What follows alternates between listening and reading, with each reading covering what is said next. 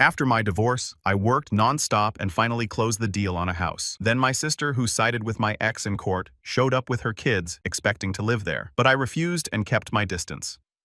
I'm 34 male and I never thought I'd be posting on Reddit about this crap, but here we are. I used to have what I thought was a pretty decent life. Decent job as a mechanic at a local garage, a rented house in an okay neighborhood, and a wife, I'll call her Jessica, that I'd been with since college. Nothing fancy, but it was stable, you know. I worked hard, paid the bills on time, and thought I was building something that would last. Jessica and I weren't perfect, but whose relationship is? We had our routines, our inside jokes, our plans for the future. Or at least I thought we did. 2 years ago, my life basically exploded when I walked in on my wife Jessica screwing our neighbor in our bed. Not even making this up. I came home early from work because I wanted to surprise her for our anniversary. Guess the surprise was on me. I still remember the look on her face when she saw me standing in the doorway. Not even embarrassment, just annoyance that I'd interrupted. That's when I knew our 6-year marriage was actually dead long before I opened that bedroom door. The next few weeks were a blur of arguments, fake apologies, and me sleeping on my buddy Mike's couch while trying not to completely lose my mind. Jessica kept saying it was just a mistake and how we could work through this. But then I found texts going back months. This wasn't a one-time thing. She'd been cheating pretty much our entire marriage. The divorce was nasty as hell. She tried to take everything, including the car I bought before we even met. Her lawyer was this shark in a suit who kept looking at me like I was dirt. Meanwhile, I could barely afford my lawyer, who honestly seemed more interested in his lunch break than my case. But the worst betrayal wasn't even from Jessica. It was from my sister Amber, 29, female. We'd always been close, or so I thought. Single mom, 2 kids. I'd always helped her out when times were tough. Bought school supplies for my niece and nephew, fixed her car countless times, even paid her rent twice when she was between jobs. And how did she repay me? By completely siding with Jessica. Not because she thought I deserved to be cheated on, but because Jessica was buying her stuff. New clothes, taking her out to fancy restaurants, even babysitting, so Amber could go on dates. And the cherry on the top, Jessica promised to hook her up with this supposed rich friend of the guy she was cheating with. Amber was literally trading her loyalty for the chance at a sugar daddy. You probably drove her to cheat anyway, Amber told me over the phone when I called her hurt that she was still hanging out with Jessica. Men never understand what women need. That was the moment I realized I was truly on my own. I hung up, blocked her number, and made a decision right then. I was going to rebuild my life if it killed me. So I packed up the few things Jessica's lawyer let me keep and found the cheapest apartment I could. It was basically a shoebox with a bathroom attached, the kind of place where you can cook dinner, watch TV, and use the toilet without getting up from your bed. Yeah, that small. I remember sitting on that lumpy mattress the first night wondering how the hell my life had collapsed so fast. Like 6 months before I was married, had a decent place to live, thought my sister had my back, and was actually pretty happy. Now I was in a crappy apartment that smelled like the previous tenant's cats. My wife was screwing half the neighborhood, and my sister was Team Jessica all the way. The worst part was seeing their Instagram posts. Jessica and Amber were suddenly BFF, posting selfies at restaurants I could never afford to take Jessica to, with these long captions about living your best life and toxic people, meaning me, obviously. One time they even posted from a weekend trip to the beach that Jessica and I had always talked about taking, but never had the money for. Guess she found the money once I wasn't in the picture. My parents weren't much help either. They kept telling me to try to work things out with Jessica because marriage is about compromise. When I told them about catching her literally in bed with another dude, my mom said, "Well, relationships are complicated, honey." Yeah, no kidding, Mom. I think that's what hurt the most. Everyone acting like I was overreacting by being upset that my wife was cheating. Like I was the unreasonable one for not wanting to stay with someone who had been lying to my face for years. The breaking point came when I ran into Amber at the grocery store about a month after moving into my shoebox apartment. I was buying ramen and cheap coffee, basically my entire diet at that point, and she was loading up on expensive snacks, the kind of stuff she could never afford before. I tried to avoid her, but she spotted me and came over with this fake concerned look. "Oh my God, you look terrible," she said, eyeing my cart. "Are you eating enough?" Before I could answer, she launched into this story about how Jessica was doing so much better now, and how her new boyfriend, the neighbor she'd been cheating with, was so generous and took them all out to this fancy restaurant last weekend. "You know," she said, leaning in like she was sharing some big secret. "Jessica told me everything about why your marriage failed. You really should have paid more attention to her needs." I just stared at her, not even knowing how to respond to that. My sister, who I'd helped raise after our dad left when she was 12, was standing in front of me basically saying I deserved to be cheated on. Jessica's new boyfriend might have a friend you'd like, she added with a smirk. Someone who can afford better groceries than this, she gestured at my cart. I left my groceries right there in the aisle and walked out. Didn't say a word to her, just turned around and left. That night, I made a plan. I was done feeling sorry for myself. Done letting Jessica and Amber make me feel like I was the problem. I was going to rebuild my life from scratch, and I was going to do it so well that they'd choke on their words. My goal was to work my ass off until I could afford a place of my own. A real place, not a depressing shoebox. Something that was mine that no one could take away from me. Revenge would taste in the end. So my routine went insane and probably not healthy, but I didn't care. I'd wake up at 5 a.m., hit the crappy gym in my apartment building, basically just a treadmill and some dumbbells in a closet, then get to the garage by 6:30. I'd work until 6 or 7 p.m., sometimes later if we had emergency repairs. Then I'd grab some cheap takeout, go home, and study until my eyes couldn't stay open anymore. Weekends weren't any better. I picked up side jobs, fixing cars for cash, changed oil, replaced brake pads, swapped out alternators. Basic stuff I could do in parking lots with minimal tools. It wasn't exactly legal, but it paid and I needed every dollar. The manager, I'll call him Rick, started giving me more responsibilities at the shop. First, it was just ordering parts and talking to customers. Then he let me handle the scheduling and some of the hiring. By month 6, I was basically running the place while he supervised, aka played solitaire in the back office. You know, he told me one day while we were locking up, I've owned this place for almost 30 years. Never had someone work as hard as you do. What's driving you, kid? I thought about telling him the whole sad story, the cheating wife, the backstabbing sister, the whole mess. But instead I just said, trying to buy a house. He nodded like that made perfect sense. Good goal. Nothing better than having your own place. No landlord to answer to, no worrying about rent going up. Smart move. That simple validation meant more to me than he probably realized. In a world where everyone seemed to think I was the bad guy for being upset about being cheated, on having someone just say, good job, was huge. The funny thing is, even though I was working nonstop, I started feeling better. Like the constant activity kept me from sitting around feeling sorry for myself. And seeing actual progress in my bank account every month gave me something to focus on besides how much my life sucked. Don't get me wrong, I still had plenty of bad days. Days when I'd see a post from Jessica or Amber and have to resist the urge to throw my phone against the wall. Days when a customer would come in who reminded me of Jessica and I'd get flashbacks of her cheating. But those days got fewer and farther between as time passed. The online classes were kicking my ass, though. I hadn't been a great student in high school, and trying to learn accounting principles after a 12-hour shift fixing cars was brutal. I failed the first practice exam so bad that my online tutor actually called me to ask if I was okay. But I kept at it, studying during lunch breaks, watching tutorial videos while waiting for parts deliveries, drilling myself with flashcards before bed. Slowly, painfully, I started to get it. And the more I understood, the more I could see how Rick's business could be improved. He was still doing everything old-school paper invoices, no real inventory system pricing, based on gut feeling rather than actual costs. One night after closing, I showed him a spreadsheet I'd made analyzing the last 6 months of jobs. I'd broken down which services made the most profit, which customers were repeat business, which suppliers gave us the best deals. It was basic stuff I'd learned in my classes, but Rick looked at me like I just performed magic. "Where did you learn to do all this?" he asked, scrolling through my analysis. "Online classes," I said. "Been taking them at night." He gave me this long look, then said something that changed everything. "You know, I've been thinking about selling this place when I retire. Always figured I'd just close up shop, but you interested in buying me out someday?" I couldn't believe what I was hearing. Own the garage. Actually be my own boss. It seemed impossible. "I don't have that kind of money, Rick." He waved his hand dismissively. "We could work something out. Payment plan. You taking over more and more while I phase out. I'd rather sell to someone who gives a damn than some corporation that'll fire everyone and jack up prices." It was the first time in ages that I felt like maybe things might work out. Not just getting by, but actually building something. Having a future that I controlled. That night, I went home and added another goal to my list.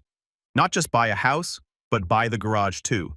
It would take longer, require even more work, but the thought of owning my own business, being completely independent, was too good to pass up.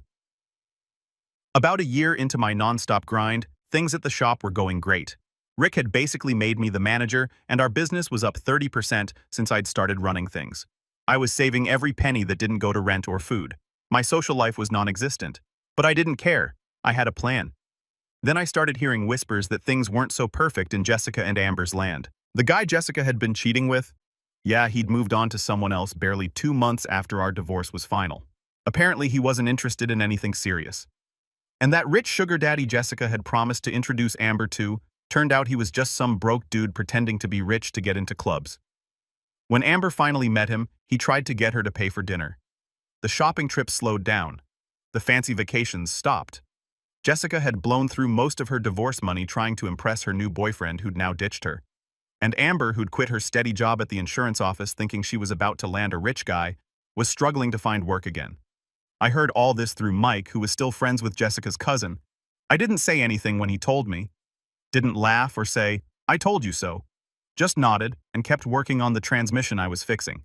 But inside, I'm not going to lie, it felt good to know karma was finally showing up. Rick noticed how much effort I was putting in and offered me a deal I never expected. He wanted to start the process of me buying him out of the business. "You're running it anyway," he said. "Might as well own it." We worked out a payment plan that would take years, but it was doable. Between that and my savings, I finally had enough for a down payment on a modest house in a decent neighborhood. Nothing fancy, but it would be mine. The day I signed the papers for the house, I immediately got a text from a number I didn't recognize. It was Amber. Somehow she'd gotten a new phone and wanted to reconnect. Said she missed her brother and how family should stick together. I didn't respond. I was too busy planning my move. Then one Saturday, I was at the shop late finishing up a complicated engine rebuild when Rick came in. He usually didn't work weekends, so I was surprised to see him. "Don't you ever take a day off?" he asked, shaking his head. I shrugged. "Got nowhere else to be." He sat down on the stool next to my workbench. "Look, I've been meaning to talk to you about something. My wife and I are thinking about moving to Arizona. Her arthritis is getting worse and the cold winters here aren't helping. Doctor says a warmer climate would be good for her." My heart sank. Was he selling the garage to someone else after all my hard work? "So what happens to the shop?" I asked, trying to keep my voice casual. He looked at me like I was an idiot. "That's what I want to talk about. I'm ready to accelerate our plan. Instead of the 5-year buyout we discussed, I want to do it in 2. You take over as owner at the end of the year. We work out a payment schedule you can handle, and I head west for some sunshine." I couldn't believe what I was hearing. It was happening way faster than I'd expected. "I don't know if I have enough saved for that kind of down payment yet," I admitted. "I just put most of my savings toward the house." Rick waved his hand. "We'll figure it out. You've already increased business by 30%. The place is worth more with you running it anyway. Maybe we adjust the percentages a bit. You get a bigger cut of the profits now, but more of that goes toward your ownership stake."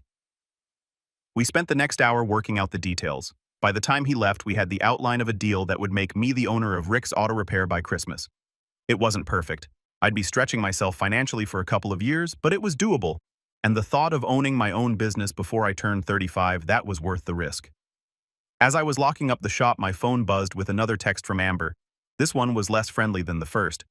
"Seriously, you're just going to ignore me after everything I've done for you? Real mature, bro." I snorted. Everything she'd done for me, like trash-talking me to my ex-wife, like mocking my pain while I was at my lowest point, like choosing Jessica's empty promises over her own brother. I typed out about 5 different angry responses, deleted them all, and finally settled on busy with work. Talk later. It was non-committal enough that she couldn't accuse me of ignoring her, but vague enough that later could mean basically never. I had no interest in letting Amber back into my life just because her meal ticket had disappeared. When I got home to my crappy apartment that night, I looked around at the packed boxes and cheap furniture and felt something I hadn't experienced in a long time: pride. In just a few days, I'd be moving into my own house. In a few months, I'd own my own business, and I'd done it all by myself while the people who were supposed to love me had been betting on my failure. And because nothing in this life is perfect, the next morning, I got a call from the real estate agent. The seller was trying to back out, claiming they got a better offer. My stomach dropped, but the agent reassured me the contract was airtight. It had just delayed closing by a couple of weeks while their lawyer set them straight. Annoying, but after the year I'd had, one more obstacle wasn't going to stop me. 3 days before I was set to move into my new place, there was a knock at my apartment door. I wasn't expecting anyone, and the few friends I had left knew I was busy packing. I opened the door to find Amber standing there looking nothing like the confident woman who'd mocked me at the grocery store a year ago. Her hair was a mess, her clothes were wrinkled, and she had this desperate look on her face that I recognized. It was the same look she used to have before asking me for money. "Hey, stranger," she said, trying to sound casual. "Can I come in?" I didn't move from the doorway. "What do you want, Amber?" She forced a laugh. "Can't a sister just visit her brother? It's been forever." "Yeah, about a year since you came to the shop to brag about Jessica's diamond bracelet," I said, crossing my arms.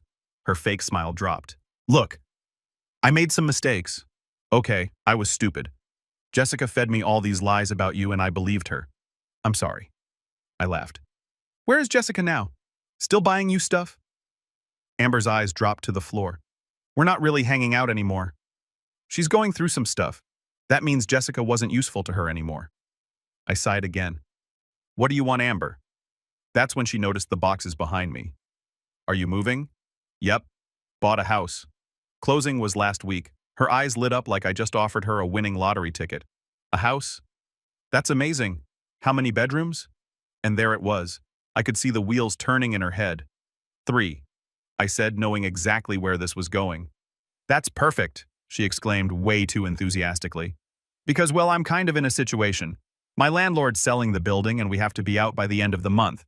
The kids and I have been looking, but you know how crazy rent is these days." I just stared at her, waiting for her to get to the point. "So I was thinking," she continued, "maybe we could help each other out. The kids and I could move in with you. We wouldn't be any trouble. I could help with bills once I find a new job, and the kids would love having their uncle around." The audacity was actually impressive. After everything, the betrayal, the mockery, the complete dismissal of my pain, she really thought she could just show up and get a free place to live. "No," I said simply.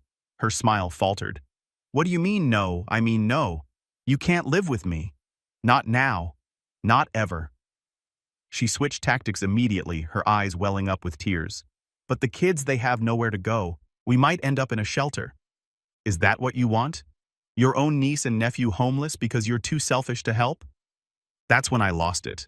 Not by yelling or slamming the door, but by laughing. I couldn't help it.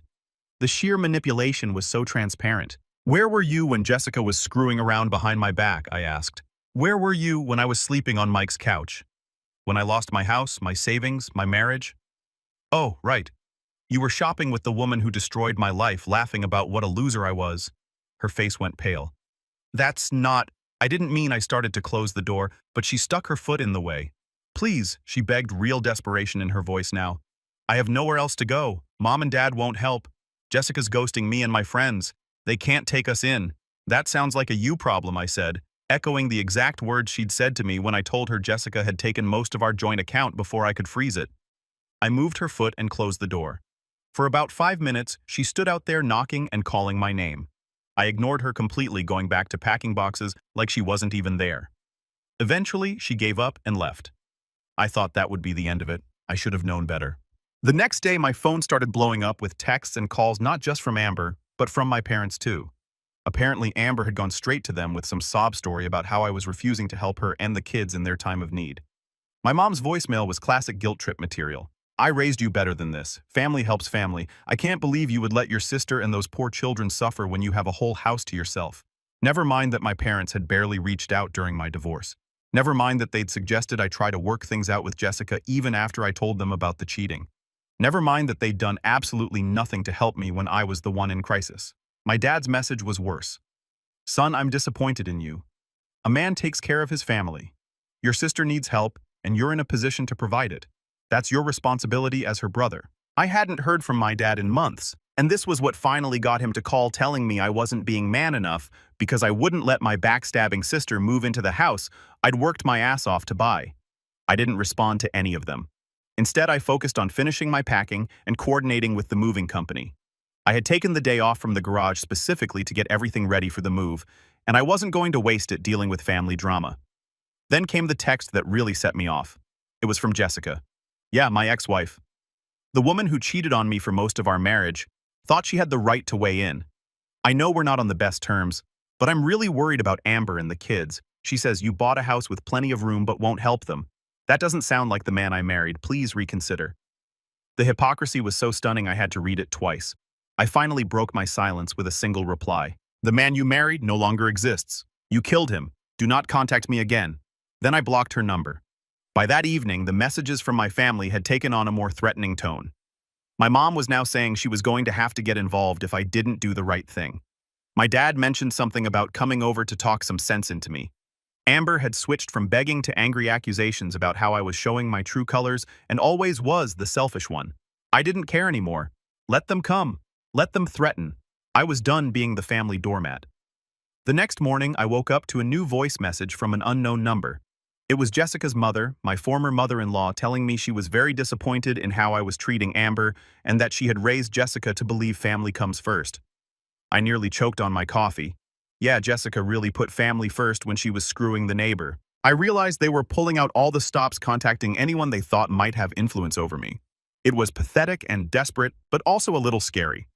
How far were they willing to go? I decided to take some precautions. I called the real estate agent and asked if we could move up the closing date.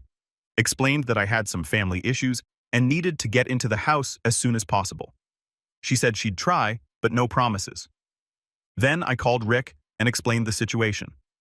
He was surprisingly understanding, even offering to let me crash at his place if things got too intense with my family.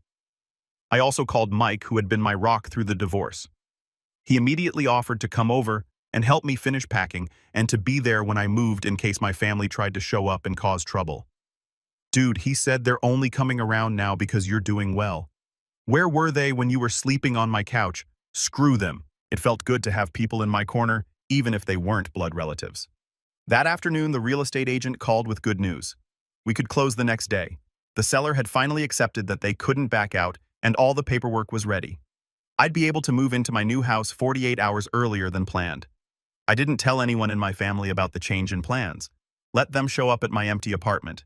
By then, I'd be safely in my new home with a security system installed and no forwarding address left behind. Moving day came, and I left my crappy apartment behind for good. My new house wasn't anything special by most people's standards, but to me, it was everything.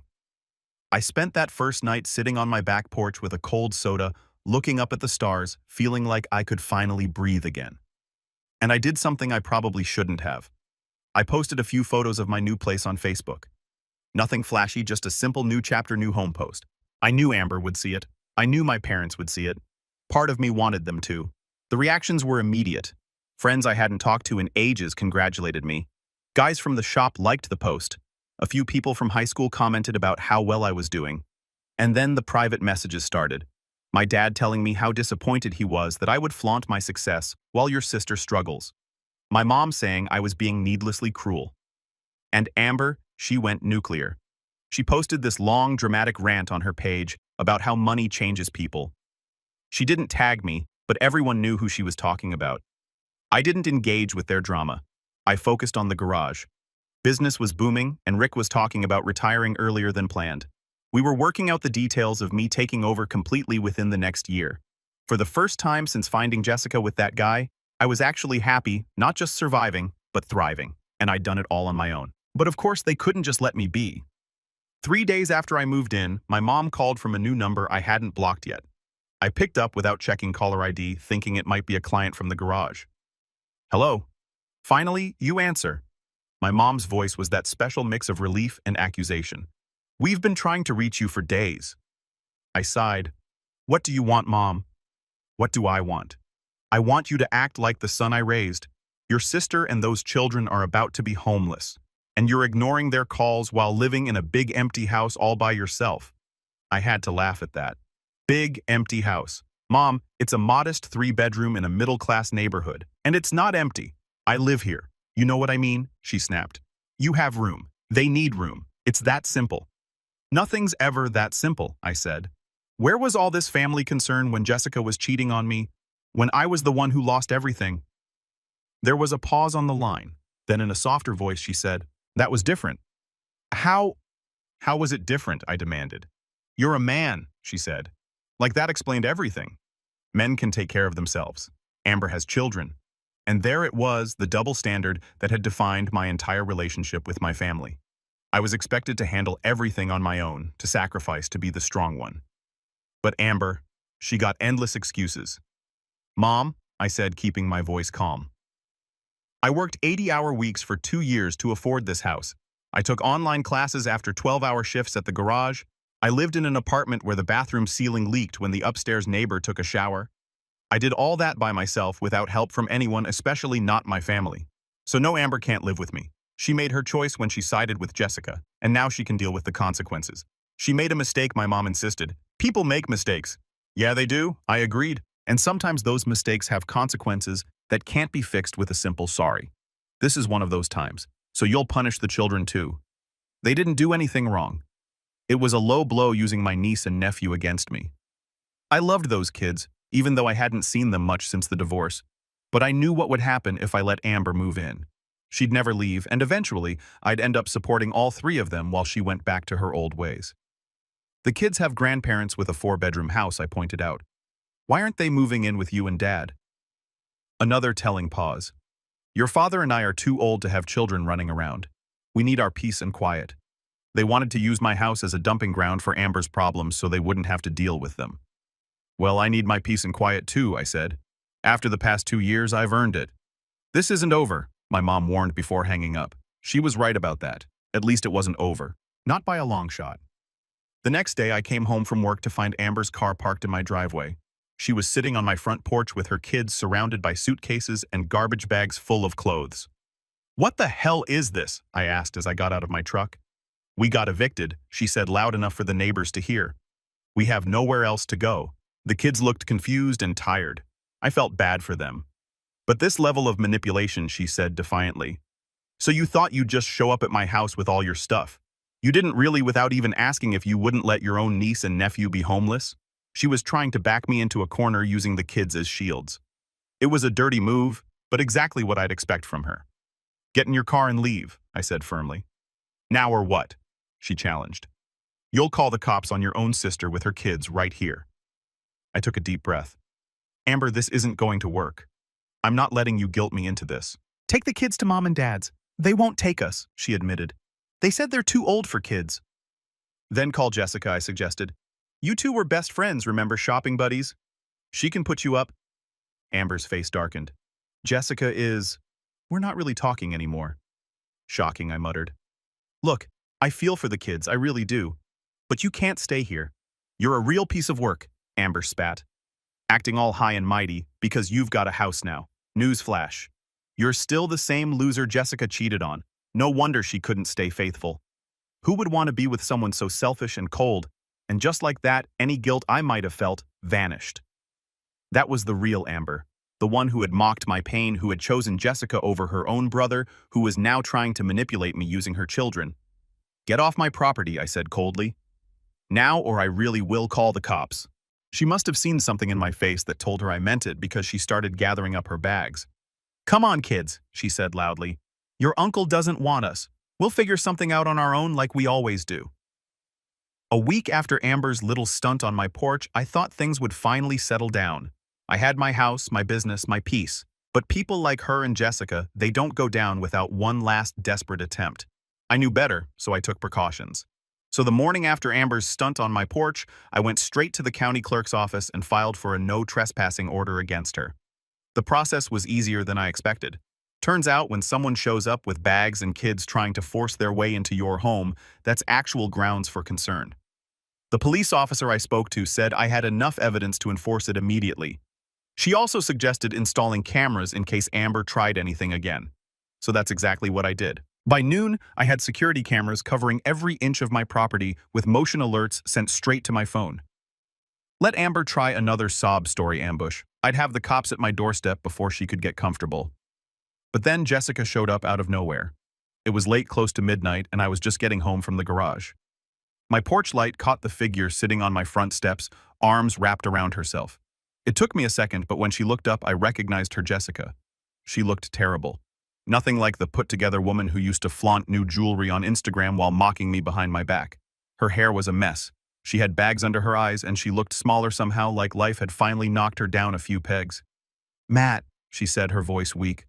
I didn't know where else to go. I laughed at the sheer audacity.